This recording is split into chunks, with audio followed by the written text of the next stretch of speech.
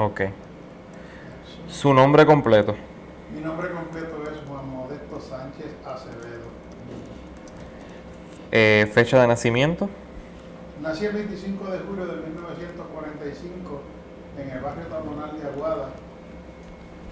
Me sacó lo que le dicen allá en México una partera, Una partera. doña Ambrosia, ¿Eso fue cuándo? en el año 20 en el 25 de julio de 1945. 45. ¿Y cuántos hermanos son ustedes? Somos 5 hermanos, de ellos somos 3 mujeres que hay en casa y somos 2 varones, uno de crianza y todos los primos y primos hermanos que nos criamos juntos todos. O sea que era una familia extensa, ¿no? Es una extensa familia, sí, todos nos criamos juntos bajo, como decimos acá en el país, bajo un mismo yugo, bajo una sola enseñanza. Todos éramos como hermanos, todos hacíamos las cosas juntos. Teníamos un abuelo que era muy fuerte y teníamos que hacer las cosas como él decía. Bien estricto. O sea que también era una familia grande pero disciplinado, ¿no? Disciplinado, sí. Tuve un padre que lamentablemente falleció hace un año, que pues con lo poco que tenía y trabajador de lo que conocíamos como una central, pues nos ayudó en todo lo más que pudo. Mi mamá que hacía la docena más grande del mundo. La docena más grande del mundo se daba aquí en Puerto Rico, eran 24, porque hacían guantes a mano y tenían que hacer 24 guantes para hacer una docena. Y con eso la mamá de nosotros nos compraba los pantaloncitos, las cosas nos ayudaban para ir a la escuela. ¿Y hasta qué grado estudió toda la educación? ¿Cómo fue su educación? Yo estuve en la escuela del barrio Espinal de Aguada, Martín Hernández, una escuela muy modesta. Y luego ahí pasé a la escuela intermedia en Aguada. Yo quería ser piloto cuando estaba en mis años de juventud, pero la pobreza de aquellos tiempos no daba para que los padres pues mandaran a sus hijos a las universidades. Desconocíamos que habían ayuda, solamente en aquel tiempo la ayuda era para los riquitos, los ciudadanos políticos. Estuve en la escuela superior, me gradué de la escuela superior y trabajé en la Central Coloso mucho tiempo. ¿Qué hacía allí? Era mecánico también, yo fui mecánico mucho tiempo y soldador. Soldador. De hecho, el aprender soldadura fue una de las bases que me ayudó para salir vivo de Vietnam. Interesante. ¿Y en qué año decidió ¿Fue voluntario o como en el ejército? Yo fui lo que se llama volunteer food draft, que aquí le decían voluntario, pero en realidad el voluntario era 3 años, que era RA, yo fui muy voluntario. Sí. ¿Recuerda el año y la fecha exactamente? Yo en noviembre del 1965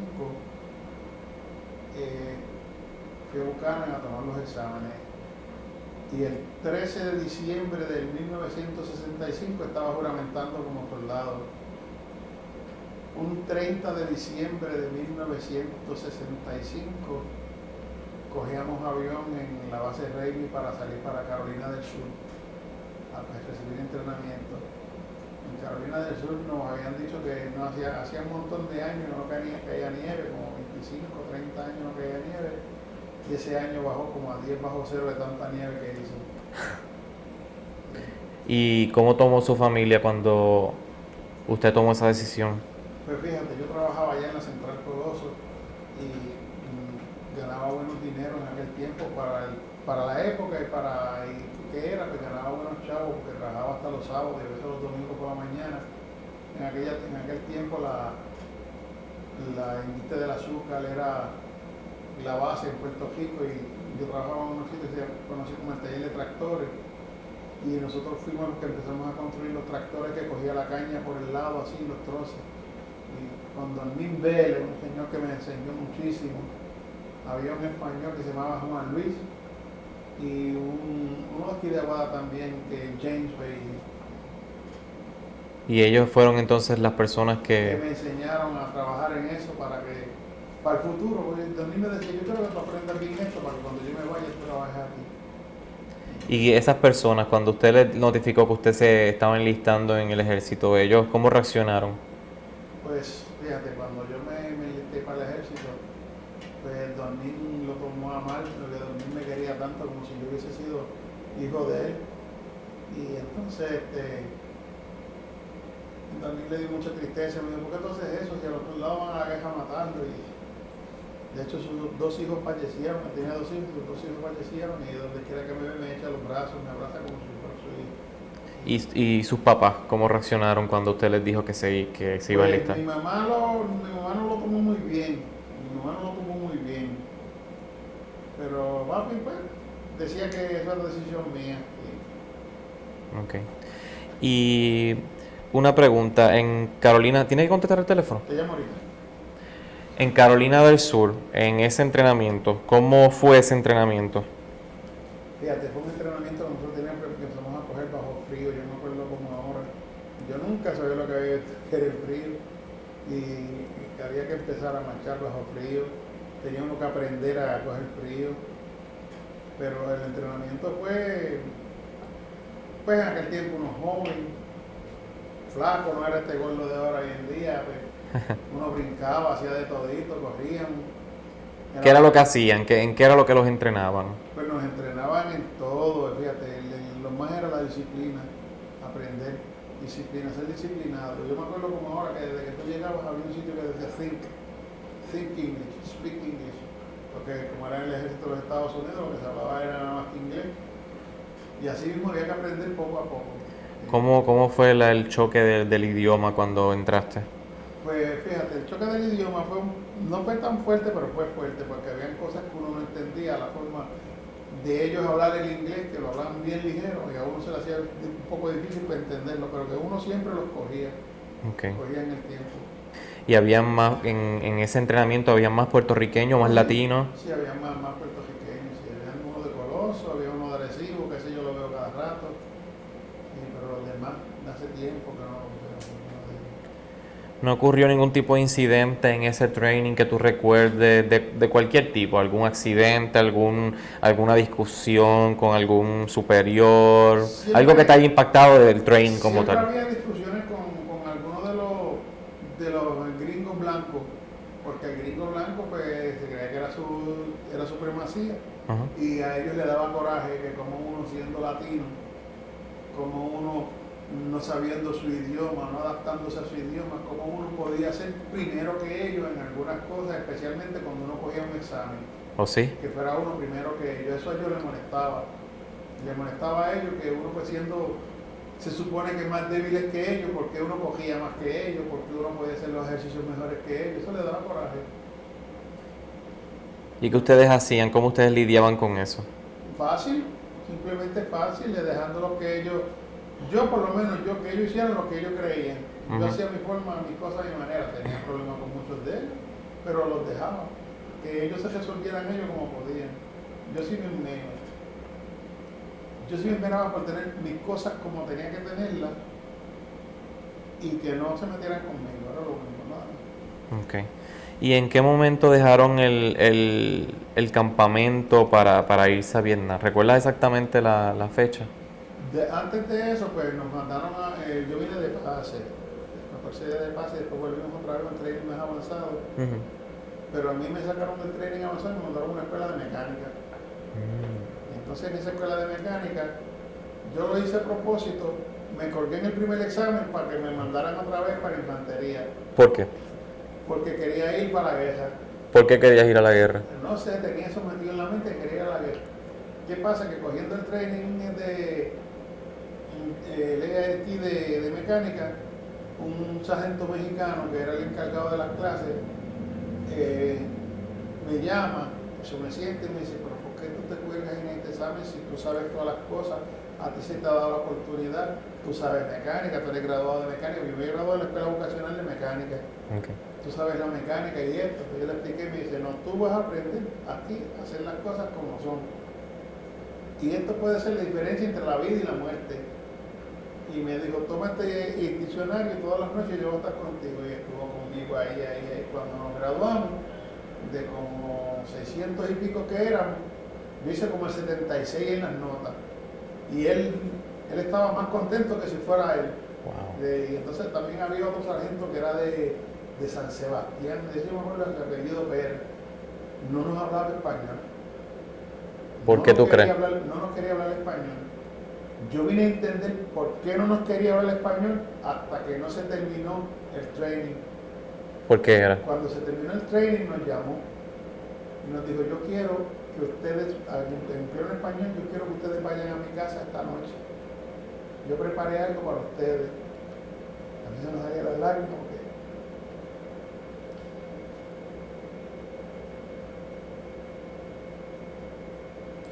lo que él quería era que aprendieran por nuestra fuerza, Ujú, para que nadie nos llamara.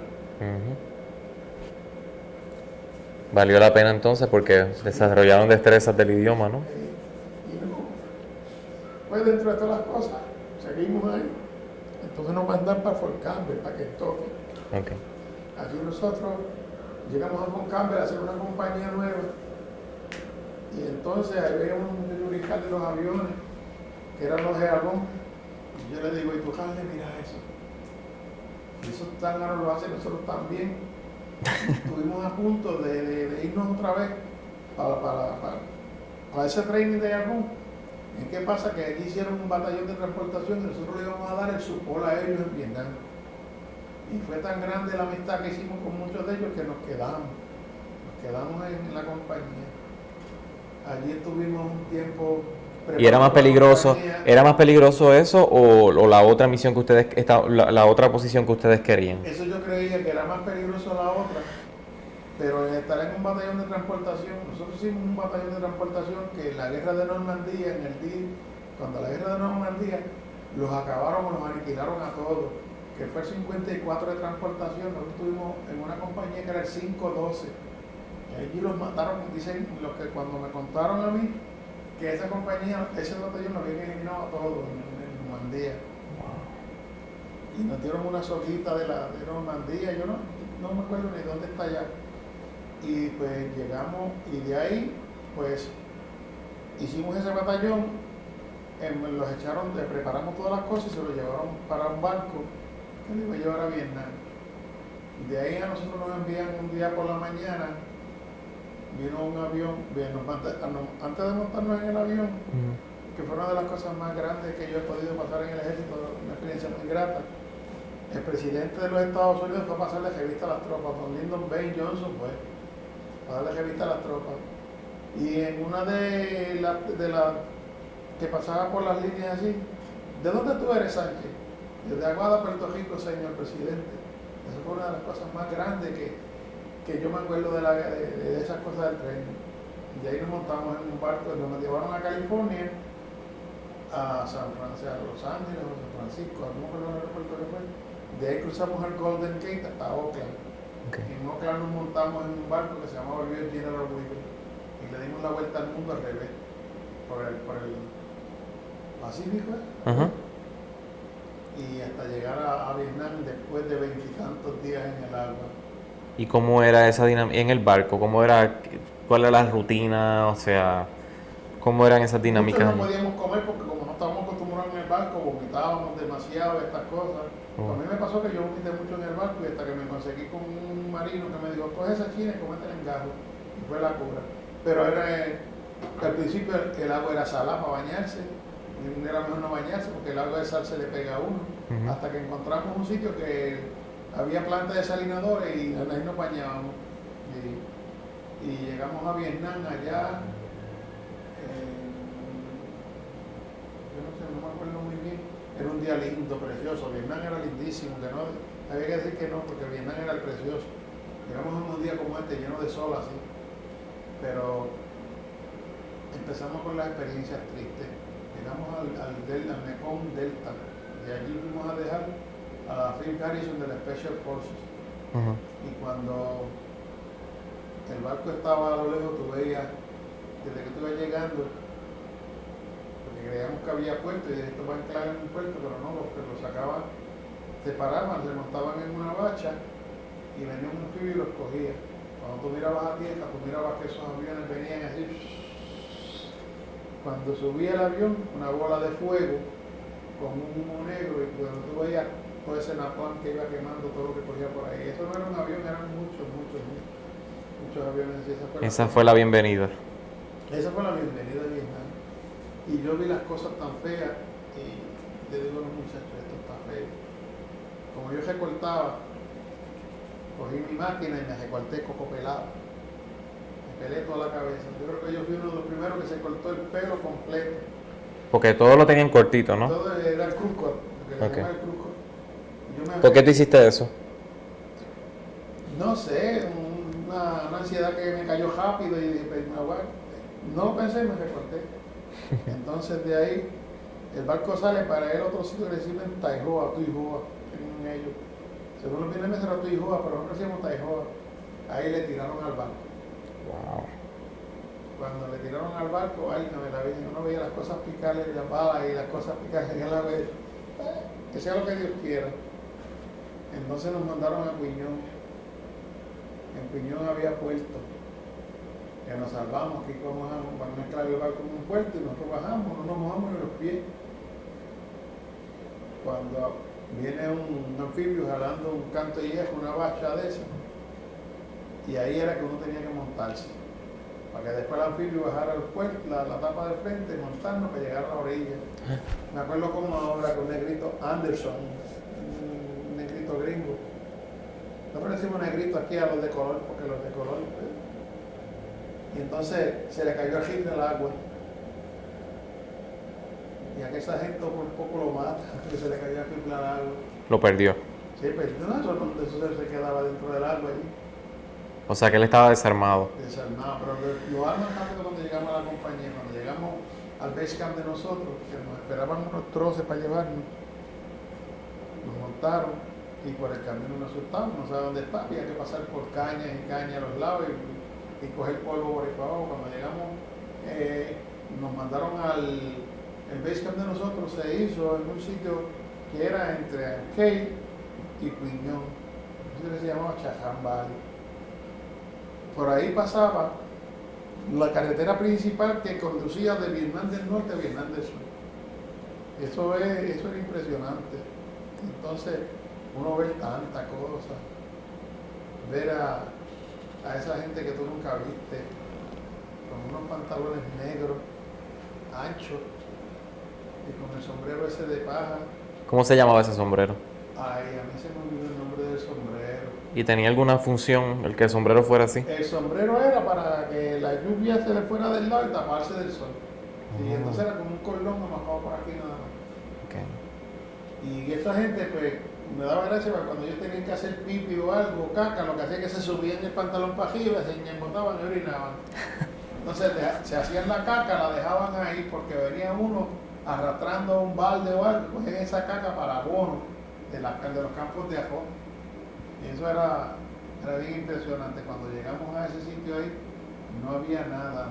Empezábamos nosotros a hacer a montar la caseta de campaña de nosotros, que era la caseta del TEN doble. Okay. Y cuando estábamos montándola, aquello empieza blan, blan, blan, blan. Muchacho, y de uno se tiraba rapidito. Pero era que al lado cerca de nosotros, de la compañía que nosotros estábamos, íbamos a montar, el campamento que íbamos a montar, había un sitio que de detonar las minas, todas esas cosas, y nosotros creíamos que nos estaban atacando. Y era que eran prácticas, ¿no? Era, no, el de las minas. Las minas y todas las cosas que ellos que se cogían. Okay. ¿Cuál era el número de la compañía? Era la compañía 512 el 512 de transportación. 512 de transportación. ¿Y ustedes eran de combate o ustedes eran soporte de combate o eran... Nosotros hacíamos support de combate. Ok, perfecto. Fíjate, yo vine a saber los otros días que todo lo cambiaron, porque no eran lo que escribieron en los libros, lo cambiaron, porque nosotros éramos support la 101st y First Cav, Ajá. que era la primera caballería y la 101 de Airborne. Ahora dice, según ellos los papeles, que nosotros lo que estamos haciendo support a la 173 de Airborne, que para nosotros, para mí y para los que estamos conmigo, nunca lo hicimos. Era para la 101st que éramos nosotros. Y eso se enteraste ustedes ahora recientemente. Nos enteramos ahora después de tantas cosas. Ay, Dios mío. ¿Y cómo tú veías la estrategia de batalla del enemigo? ¿Cómo peleaban ellos? El vietnamita, el de Vietnam del Norte, porque pudieron ser o vietnamitas del norte, pudieran ser del sur, pudieran ser chinos, porque todos eran los mismos. Eso, pues, dependiendo de la unidad de ellos, era que variaba la ropa, pero eran los mismos, vietnamitas eran los mismos. ¿Y eran buenos peleadores? Eran una gente que estaban dispuestos a dar la vida por su tierra y la dieron. Yo siempre dije que eran una gente brava. ¿Y los soldados americanos no? ¿Cómo tú los veías? El soldado americano tenía una estrategia que era ganar la guerra, pero imposible, porque de lo que yo entiendo, y de lo mucho y de lo poco, en Vietnam se comercializó con casi todo. Porque en una guerra, ¿por qué había que vender home, nevera, aires acondicionados, abanico? Era una industria. Era una industria, había dinero de más, mucho dinero de más. Y además la guerra de Vietnam no se sabe ni por lo que pasó. Muchos dicen que no saben ni por lo que fue, uno que decir por los campos de arroz. Otros por esto, por aquello, por si lo otro. Pero Vietnam era rico en oro, piedras preciosas. Vietnam había también lo que se llamaba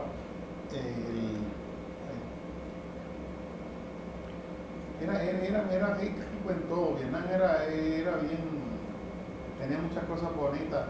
Vietnam había droga además. ¿Qué tipo de droga? Había unos campos de marihuana, unos cultivos de marihuana grandísimos. Había unos cultivos de opio grandísimos, que de hecho, donde único yo he vuelto a ver eso fue en uno de lo que hizo para la televisión americana el señor este que falleció hace poco, Walter Cronkite. No, que ese tipo Que era reportero. era reportero, se hizo unas cosas bien bonitas de Vietnam. Él estuvo allá, ¿no? Él estuvo mucho tiempo en Vietnam. ¿Ustedes ven, en el campo de batalla, se veían los reporteros? ¿Ustedes los llegaron a ver en algún momento? Bueno, lo que pasa es que los reporteros que habían en Vietnam en el campo de batalla estaban protegidos. Siempre fueron bien protegidos y eso no lidiaban con todo el mundo. Okay. Había veces que cuando estaban en distintas áreas de batalla, porque no lo vimos todo, había gente que todo el tiempo estuvieron en el frente, había otros que estábamos detrás de las líneas, pero que habíamos que ir, porque el haber estado en una compañía de transportación, muchos se creen que es fácil, pero ir cada 10 días a un convoy, ser el último atrás en una grúa no era fácil, no era muy fácil, eso no es nada de fácil. Primero que nosotros perdimos en la guerra era un cocinero, que se cambió de cocinero a truck driver, y no me acuerdo, Tiny, le decíamos Tiny, porque él era medio gordito, pero decíamos Tiny de apodo. Y ese se fue por un barranco entre lo que le llamaban en el Ancay Pass, subiendo, por ahí se mató, que dicen que por ahí fue que los vietnameses perdieron la guerra, le ganaron la guerra a los franceses. Wow. Y una pregunta, durante ese tiempo, ¿tú te escribías con tu familia?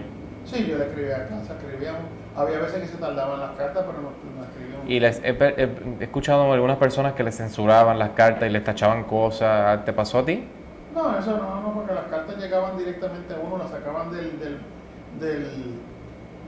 back y se la daban a uno, dependiendo. Dicen algunos que le pasaron eso, dependiendo dónde estaban, pero no, nosotros nunca nos pasó. Okay. Y antes de tu irte, volviendo un poquito atrás, antes de tu irte a la guerra, ¿qué sabías tú de la guerra o de Vietnam como tal? Bueno, lo que pasa es que en casa éramos una familia grande, extensa, y tuvimos 2 tíos que estuvieron en la guerra. ¿En cuál? Estuvieron en Corea. Okay. Y los 2 fueron heridos en Corea. Tío Jorge fue herido en Corea y lo habían dado por muerto. Y un amigo de él viró y lo buscó. Tío Jorge tenía un montón de medallas de Corea, fue herido unas cuantas veces en Corea. Y Miguel Sánchez Maisonet, que jamás supimos de él, porque Miguel, después que vino de Corea, él se emigró a los Estados Unidos y nunca supimos de él. Miguel fue herido creo que 2 o 3 veces más. Miguel tenía el Silver Star, Bronze Star, tenía el púrpura, era un guerrillero de la vida. O sea que sí había comunicación y ustedes pues sabían bastante de la guerra por... Había veces que se tardaba el tiempo en comunicarse, porque hay veces que las cartas es que tardaban, Cuando yo llegué a Vietnam fue lo único, tuvimos como más de 20, yo estuve como 25, 30 días que no sé, en la familia mía las cartas no llegaban. No sabía por qué era. Se perdían según él, se perdían. Y estando allá y ya tú viendo pues las estrategias de batalla, ¿cuáles eran las armas más mortales que tú decías, wow, o sea, las armas que utilizaban los vietnamitas en contra de... Los vietnamitas tenían unas armas, ellos tenían una serie de morteros que, que eran muy certeros. Tenían ese rifle ese AK-47, el original, porque lo que la gente tiene por ahí es el SKS chino. Yo tenía el AK-47, que ese es un rifle muy poderoso. Ese rifle, según lo poco que yo tengo y he podido saber de ese rifle, se le metía 6 centímetros en el acero, en la bala de ese rifle. Ese rifle cogía el aro de los troces militares de 5 toneladas, los pasaba como si fuera un bajeno, eso los pasaba como si nada. Sí, eso es muy potente, eso les para. Cuando un rifle de eso le da un cantazo en una pierna a uno, era picar. Sí. Y entonces, ¿y la relación con los civiles? ¿Cómo era? Pues fíjate, nosotros teníamos civiles que trabajaban, entre ellos las muchachas que iban y arreglaban las casetas al tiempo, iban, nos arreglaban las camas, uno le pagaba a uno, ahora le paga el ejército, antes le pagaba a uno, pero no era una relación de que me voy a relacionar con ella, la voy a hacer mi amante, mi esposa, no. Para mí, porque yo siempre fui bien esquivito con esas cosas, le esquivaba. Okay. ¿Y tenías novia antes de irte a Vietnam? Sí, yo tenía una novia antes de irme a Vietnam, que ella rezó por mí, hasta caminó a pie y todo. Y lo más lindo de eso fue que cuando nos casábamos y teníamos fecha para casarnos en julio y en marzo nos dejamos. ¿Estando tú allá o Estando yo acá. ya había llegado? Yo he venido, sí. ¿Y tuvo que ver tu experiencia en la guerra o no? No sé, porque son cosas del destino. Cuando la mujer le dice a uno que no lo quiere, pues uno, pues, tú sabes cómo son. Ah, Y en aquellos tiempos era así. okay. Pero todo está bien. ¿Y cómo era tu diario vivir en Vietnam? ¿Qué cosas ustedes hacían? Pues en Vietnam, Cuando no estaban obviamente haciendo pues se supone que yo durmiera de día y trabajara de noche. Okay. Yo soldaba cuando los troces si le rompía el tanque de gasolina o un tailgate, pues yo me tocaba soldarlo. Uh-huh. Pero yo empezaba a trabajar a las 6 de la tarde, hasta las 7 de la mañana. Y no se podía dormir, uno no puede quedar dormido. Entonces había el mess hall, que uno iba por la noche, se comía una sopita, comía una galleta o tomaba un café, Uh-huh. era lo único. Pero Vietnam no fue fácil, porque aunque uno tuviera un trabajo, entonces venía lo que se combinaba, que era cuando tenía que ir a los convoyes. Porque la gente decía en Vietnam el que hizo trabajo fuerte fue el infantero, el que estuvo en el frente de guerra todo el tiempo, y no fue así. No fue así porque en Vietnam había ingenieros de combate, había electricistas, de todo, porque en el ejército te dan training de distintas cosas, de distintas formas. Pero yo no considero que Vietnam haya sido tan malo. Lo malo de Vietnam era la guerra, Vietnam era precioso. Vietnam llovía ahora y llovía 2 horas, pero hay veces que estaba 5 o 6 días lloviendo. Wow. Y eso se inundaba. Y esos vietnameses eran muy inteligentes. Ellos no tenían cama como nosotros, eran palos y los palos y ellos los trepaban para arriba. Cuando no se salían de la casa se iban. Para lidiar con las inundaciones. Exacto, sí. ¿Y ustedes qué hacían? Nosotros, el compound de nosotros estábamos más al monte, que no se inundaba, porque ya Okay. iban lo que le llamamos los dance party y por eso que hacían sitios estratégicos porque no se inundaran. Pero y con esas lluvias tan interminables, como con las botas, ¿cómo ustedes bregaban? Pues con calma, eso se llenaba de bache todito, Vietnam no era como aquí, como en estos campos, en Vietnam en las carreteras eran baches y todas esas cosas así, no era como aquí. ¿Y qué hacían cuando se tenían que divertir? ¿Cuáles eran sus modos de entretenimiento? Pues fíjate, había muchos que cogían para el pueblo y unos íbamos y esas cosas, pero después íbamos acumulando para poder coger un tiempito libre. Yo fui a Japón en un tiempo de Japón que es precioso. Sí. Y estando, por ejemplo, hay una foto con un niño. ¿Cuál fue esa dinámica con ese niño? ¿Cuál fue la relación con Eso ese? tiene la historia más linda del mundo. Eso es algo precioso, jamás vivido. Eso no hay dinero que lo pague. Eso, los recuerdos que viven en la mente de uno, eso fue en un agosto, creo que fue agosto 3 o agosto 4, algo así. Si no fue antes, nosotros íbamos a un convoy para la zona demilitarizada y a mí me tocaba ir. Y entonces, pues los niños y todo el mundo se paraban a pedir o a buscar algo, o a venderle en el camino cualquier cosa para que los soldados le compraran para ellos. Yo vi a ese niño que estaba solo, y solo, y solo, y solo. Y entonces me dicen, es que el nene es huérfano. Y la señora es que lo tiene y esto. Yo lo cogí al hombro y lo abracé y lo besé. Yo quería traérmelo.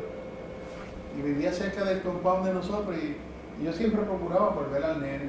Y me acuerdo como ahora, Lin, algo así se llamaba el nene. Pero no me lo querían dejar traer porque yo no era casado, era soltero y no tenía como para traérmelo. Y esa fue una de las historias más tristes, ese tiempo. Ese nene yo jamás volví a saber de él. Cuando vine me lloraba, quería traérmelo y pues, no pude. ¿Tú querías traerlo porque cuál era, qué tú pensabas? ¿Era una vida que tú salvabas o...? Bueno, yo quería traérmelo por eso, porque se salvaba una persona inocente que no sabía ni qué pasaba ni por qué pasaba.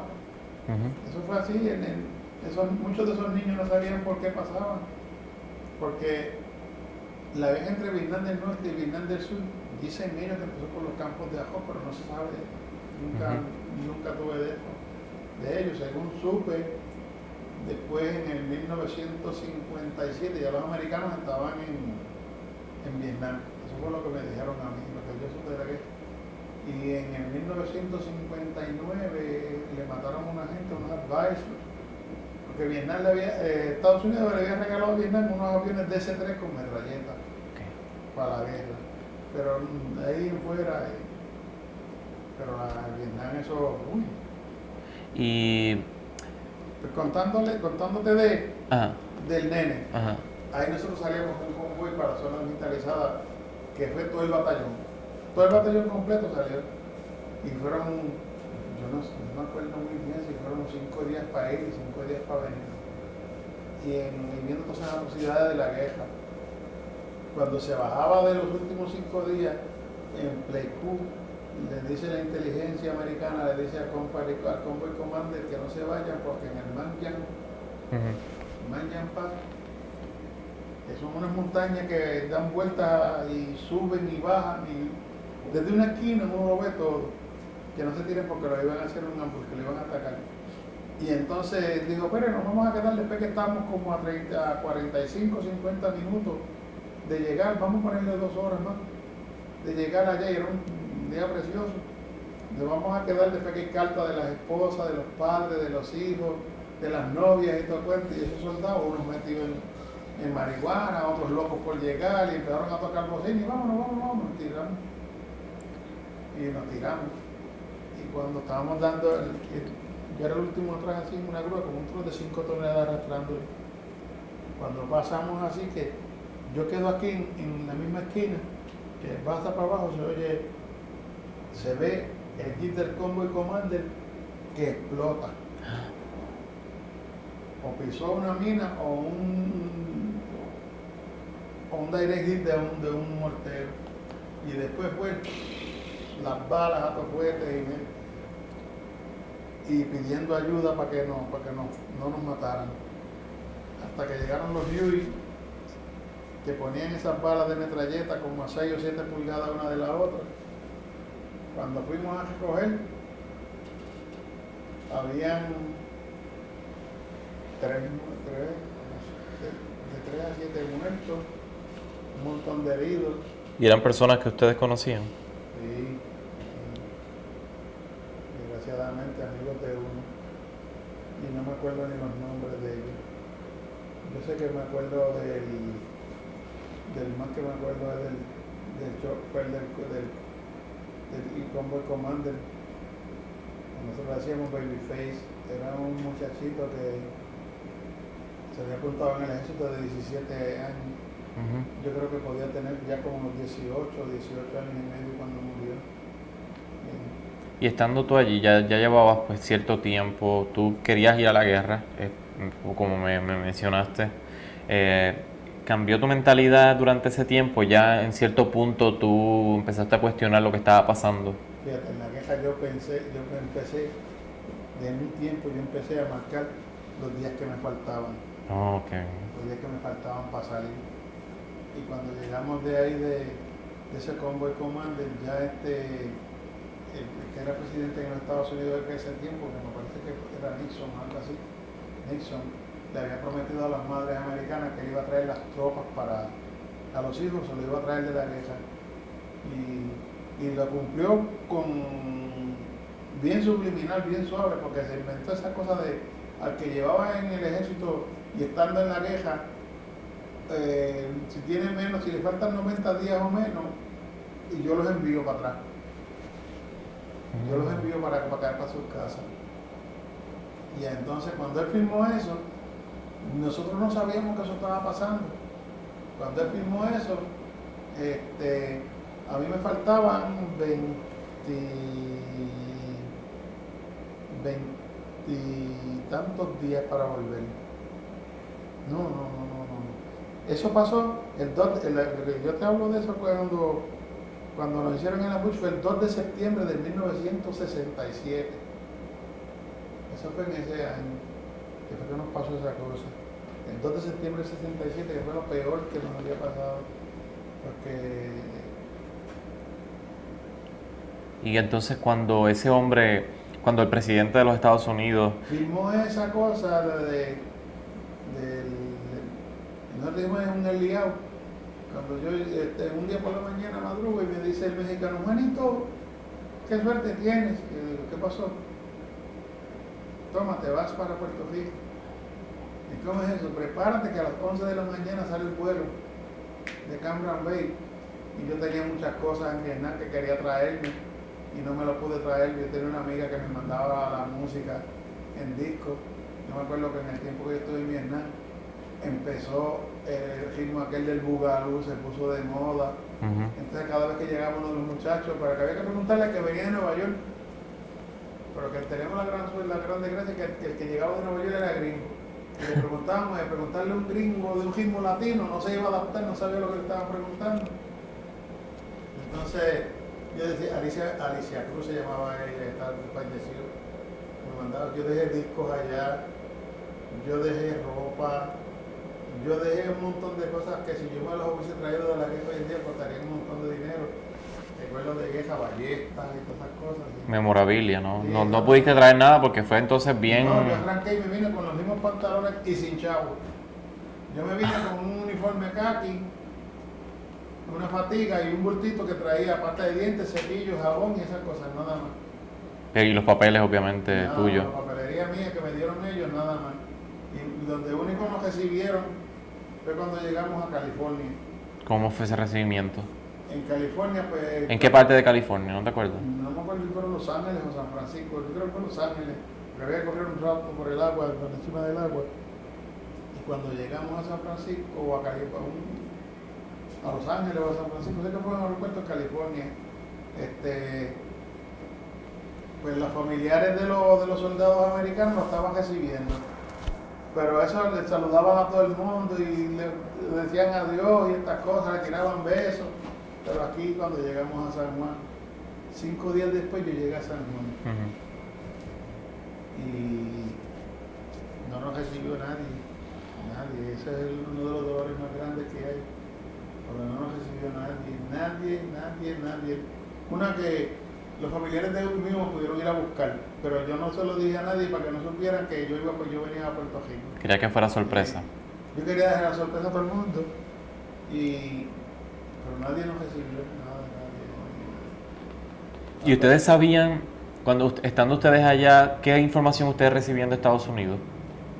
De noticias, por ejemplo, acontecimientos, cosas que pasan. Nosotros sabíamos que había muchas protestas y había... Sí.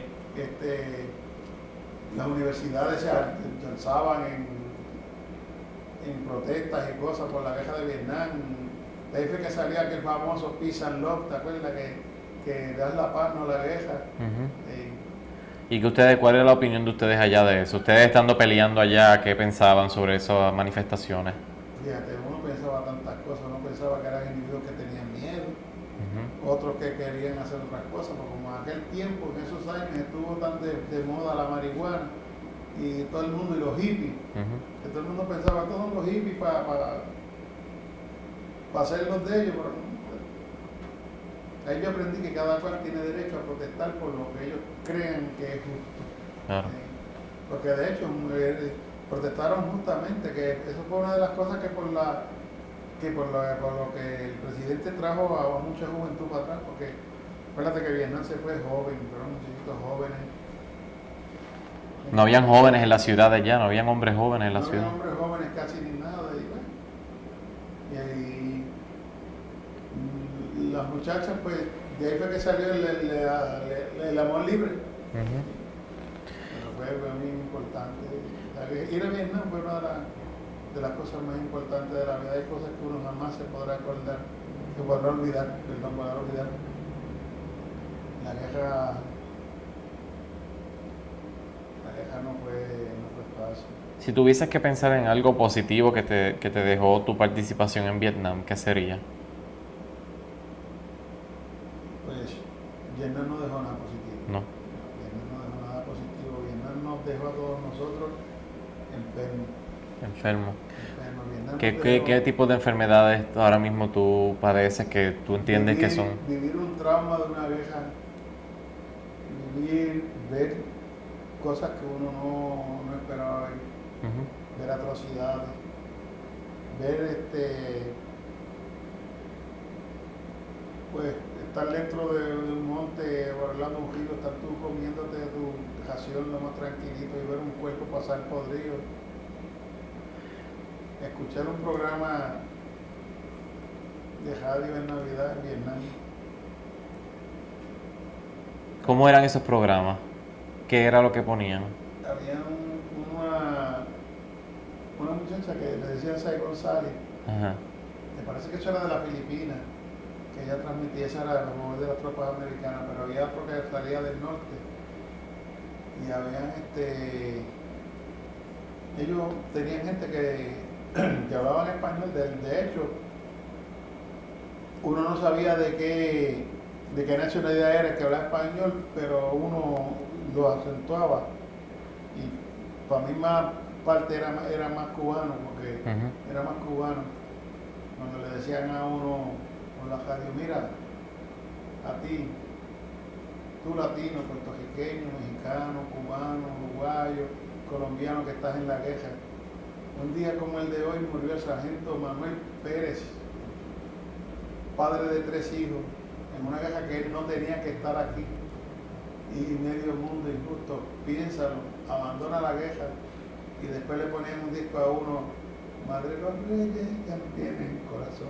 ¿De verdad? Y eso llegaba allá.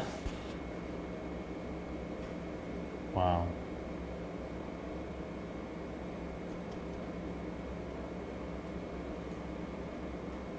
¿Qué canción te recuerda esa experiencia tuya en Vietnam? A veces uno dice, "Ah, escuché esta canción y me transportó a esa época." Hay- Vietnam tenía muchas cosas, Vietnam tenía muchas canciones sentimentales que eran lo más malas en español. Cuando uno las escuchaba, pues se acordaba de la novia o de la mamá. Ajá. De hecho, pues el sentimiento latino, que es uno, yo creo que es de lo más grande que hay en el mundo, porque el sentimiento latino asemeja la fecha y la época con lo más familiar, con un día de las madres allá, Fuerte. fuerte, un día de los padres, un día de Navidad, una despedida de año. ¿Tú pasaste en despedida de año allá? Sí, las más tristes del mundo, una despedida de año en Vietnam, no sabe lo que es. Uno no sabe lo que es. Ahí es que uno empieza, como decían antes, a hacerse hombre, a saber lo que es estar separado de quien uno quiere, de quien uno ama de verdad. ¿Y tú sentiste discrimen por ser puertorriqueño? Siempre discriminaban con uno porque la supremacía del americano, yo no diría del americano, sino del que se cree más patriota que uno, pues pues se creen que son más mejores que uno, pero de hecho no son así. Yo lo que siempre buscaba era que ellos vieran a uno que yo soy más importante que ellos. Ujú. Siempre había quien en de esto, pero nosotros estábamos en el batallón de nosotros, pues estábamos bien unidos también. Sí. Siempre habían unos prietos pues, que hacían de las de ellos, había unos que se drogaban hasta lo último. En Vietnam había de todo, había heroína, marihuana, coca, pastillas, de todo había, pero los que fuimos a venir con vida nos salíamos de esas cosas. Y, por ejemplo, allá, ¿cómo tú eras catalogado? ¿Eras puertorriqueño? ¿Eras latino? ¿Eras negro? ¿Qué tú eras para ellos? Fíjate, ¿O eso variaba? yo me acuerdo como ahora que Gerald Woods, que entró Jaso y salió, me vine a enterar el otro día, salió Warren Officer, ese estaba apadrinado, estaba bien apadrinado. Yo le decía, Fight Fair, Kangaroo, y entonces me decía mi Johnny de Puerto Rican, así me decía. Así. Entonces había otro que era bien jocoso de la Florida, y me decía, you the Puerto Rican fucking nigger. Siempre nos tratábamos con cosas, pero no era por racismo, sino que nos tratábamos así. Ujú. Pero era bueno, entonces nosotros había un muchacho cubano, Álvarez, que era igual al almacén, que yo quisiera saber dónde está Álvarez. Me gustaría saber de Álvarez, me gustaría saber Álvarez, no sé si era Alfredo Álvarez, ese que era de Miami, él decía que era de las aguaceras. Y había un mexicano que vivía en Texas, que dijo que se iba a ir para Fort Worth, vivía en El Paso y después se iba a ir para Fort Worth, que se llamaba Juan Favela. Ese no sé, había otro, Vázquez, pero para ellos no era Vázquez, era Vázquez. Sí, Cambiaban. sí. Ochoa, no sé dónde, Ochoa decía que era de Chicago. ¿Y cómo tú, ahora que ya han pasado tanto tiempo, cómo tú ves, por ejemplo, la guerra de Afganistán-Irak? ¿Cómo la comparas con lo que sucedió en Vietnam? Antes de ir ahí, déjame decirte algo también. Es que el soldado de Vietnam es más discriminado que ningún otro soldado de la historia de Estados Unidos. Sí. Es bien discriminado. Al soldado de Vietnam, al principio siempre nos ha tratado como si fuéramos locos Ujú. o drogadictos. Cuando yo vine de Vietnam en el 67, yo me fui al hospital de veteranos, pues, y allá había una doctora que murió, que era la psicóloga, la jefa de los psicólogos, y nos dijo a mí, al que es hoy doctor Figueroa, nos dijo que nosotros éramos locos. Ustedes están locos, nos quería mandar para psiquiatría.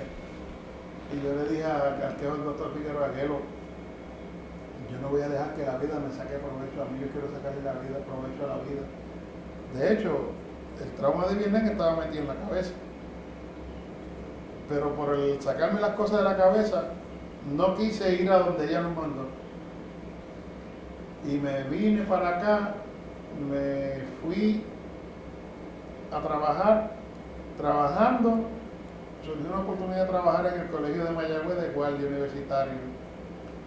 Ahí cuando yo iba a empezar ya yo llevaba como 11 meses trabajando, iba a empezar a estudiar en el colegio cuando viene uno y me dice, vamos a meternos a la policía, y me metí a la policía, pero el soldado de Vietnam siempre ha sido discriminado de la forma más mala del mundo. Mira, Vietnam tiene tantas cosas que uno a veces no quiere acordarse por las cosas de la guerra, pero tú sabes lo que es que uno ahora tiene que para ver si ellos le aprueban un beneficio a uno después. Yo llegué a Vietnam en septiembre, yo salí de Vietnam el 24 de septiembre de 1967. Y ellos quieren que nosotros le digamos ahora a ellos los que murieron, los nombres de los que murieron con nosotros, 40 y tantos años después. La retentiva de la mente da, pero para algunas cosas no da y se lo olvidan, y por eso le rechazan a uno cualquier beneficio. Saben que uno, en el ejército saben que ellos no escribieron las cosas como eran, y si si las escribieron las votaron. Ellos saben qué le pasó a uno, qué no le pasó, porque ellos tenían que llevar una bitácora, un récord de todo lo de uno, pero para esas cosas, ¿no? Ellos saben qué enfermedad, con el famoso agente Orange, ellos saben lo que le puede pasar a uno en la piel, en el sistema digestivo, en la mente. Ellos saben todo lo que le puede pasar a uno de esos, pero no tiene uno que probarle a ellos que más allá, fuera de cualquier duda razonable, que uno tiene eso. Y encima de eso le dicen, búscame esta prueba, búscame tal. ¿Y qué va a hacer uno? Ellos saben que el soldado de Vietnam vino enfermo de cosas que ellos saben que nosotros las tenemos, pero que no nos las hacen decir. Y yo viendo en un programa de la televisión norteamericana, hay un programa que se llama Monster Inside Me. Es un programa de medicina que da en el canal de medicina de Estados Unidos. Había un soldado de Vietnam que estaba obeso, más obeso como yo, y le daban unas cosas que no sabía lo que era. Y se hinchaba y le salían rash en la piel. Entonces, tanto estuvo que cogió casi todos los Estados Unidos, todos los hospitales, y a él lo que le habían dicho en Vietnam fue que lo habían pensionado porque él tenía malaria. Un doctor de su ciudad natal le mandó a hacer unos análisis. Y le dijo, pero ¿por qué te pensionaron de Vietnam? Porque a mí me pensionaron porque yo tenía malaria. Pero es que estos exámenes a mí me dicen que tú nunca has tenido malaria. Nunca has tenido malaria. Wow. Pero de eso fue lo que me pensionaron. Y le llevó toda la papelería, mira. Y le siguieron haciendo análisis y salió que en Vietnam había un mosquito que picaba y eso le inyectaba a uno un germen que por el pelo, por cualquier parte del pelo se le metía en la piel, seguía ahí y cuando llegaba la sangre se alojaba en el hígado. Y ese hombre nunca tuvo de eso, y cuando le vinieron a encontrar eso, el hombre a los pocos tiempos fallece. Eso yo lo vi en un canal de los canales de medicina, después yo te lo consigo y te digo cuál es. ¿Y tú Yo apunté hasta el nombre del programa, el día que lo dieron y todo, lo tengo apuntado en casa. ¿Y qué condiciones tú desarrollaste a raíz de tu experiencia en Vietnam? En Vietnam, nosotros venimos de Vietnam, yo creo que el único flaco que hay es Luis, porque la mayor parte desarrollamos esa enfermedad de ingresamos mórbidos rápido. La mente nunca llega a su sitio, eso es de ahí. Todo lo que te pasó en la guerra, a ti te acuerdas, tú te acuerdas de ello. Lo que no te podrás acordar puede ser un episodio de dónde y cuándo, pero lo sabes. No te podrás acordar a veces de los nombres de las personas, pero sabes que te sucedió eso. Y ahora hablando contigo aquí así, contándote estas cosas, a lo mejor ahora no me acuerdo de algo. Después yo casi digo, me pasó esto también. Y uno vive. Te llegan imágenes Sí, así. yo traje muchos retratos que de hecho uno de los que tú tienes, el de nene, yo cuando lo veía me daban ganas de llorar. Pero yo tengo otros retratos allí que nunca quise ver, que es de los troces desbaratados, porque ver un trozo cuando un mortero le cae encima, encontrar dentro de ese trozo brazos, piernas, la cabeza de alguien no es fácil. Pero para los que nunca fueron a la guerra y hoy en día son doctores, psiquiatras, internistas y estos que no le creen a uno, imagínate si está malo esto, si hay discrimen con el soldado americano, con el soldado de Vietnam, que es el más discrimen que tiene, a uno lo mandan, no le pide uno al médico que lo envíe a uno a un psiquiatra, ellos te envían a un psiquiatra. Y el psiquiatra lo primero que te pregunta es qué tú tienes. Teniendo yo todos los récords. Encima de eso, después que te tratan de todas esas cosas, te pegan y te reparten y te dan pastillas de cuanta madre yo creo para que tú te las tomes. Empiezan a hacerle efectos a uno. Después que le diagnostican ellos, le estoy recetando esto porque padece de esto, le pasó esto en la guerra y bla, bla, bla. Cuando mandan a uno el famoso pensión y compensación, el médico que te va a evaluar no es el médico que te ha visto toda la vida.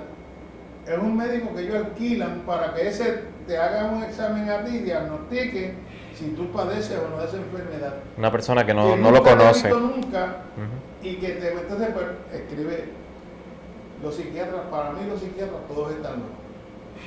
Sí, de verdad.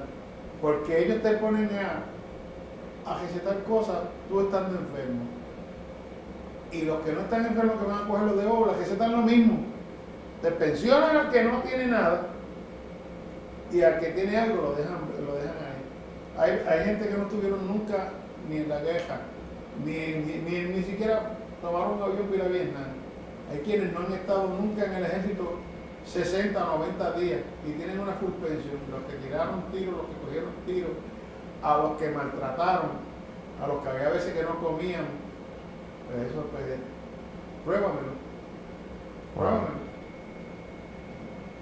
Y irías de nuevo si tuvieses que volver a tu pasado, irías a Vietnam de nuevo. Si yo fuera joven otra vez y viniera a la guerra otra vez de nuevo, yo iría. Tú irías. Pero me gustaría ir a Vietnam, a visitar a Vietnam, a verlo, coger ese highway 14 completo de arriba abajo, verlo, porque Vietnam era lindo. Digan lo que digan, Vietnam es un sitio precioso. Tiene su sitio lindísimo. Pero pues, la guerra era guerra y había que respetar que la guerra era guerra. ¿Y cuál es tu experiencia, por ejemplo, cuando ves ahora los medios de comunicación, las representaciones que hacen de los soldados? No es lo mismo lo de antes, ahora la guerra se hace por televisión, ahora uno ve. Yo me acuerdo cuando se declaró, cuando fueron esta gente invadieron Kuwait, Hussein invadió Kuwait, Yo estaba en tu casa. que cuando declararon que los americanos iban a Free Kuwait, ese día yo no pude vivir ni dormir bien, los llantos, porque ver uno eso, lo que le presentan a uno, cuando presentaron esos troces del ejército llevando gente, wow, la tristeza más linda, más grande del mundo fue esa, saber que uno iba a estar en una guerra. Yo, una de mis promesas fue no tomar hasta que no se acabara la guerra. Y sabes que yo pues, tú sabes cómo yo pasó las navidades.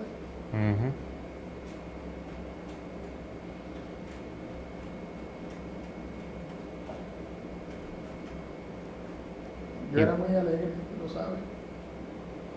Pero estos días matan. Sí. Ver uno, saber,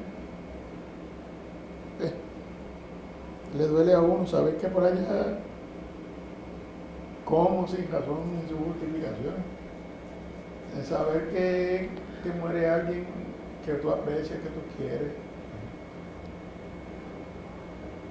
un conocido tuyo, un conocido de un hijo. No es fácil, pero me gustaría volver a Vietnam, ver a Vietnam, me gustaría.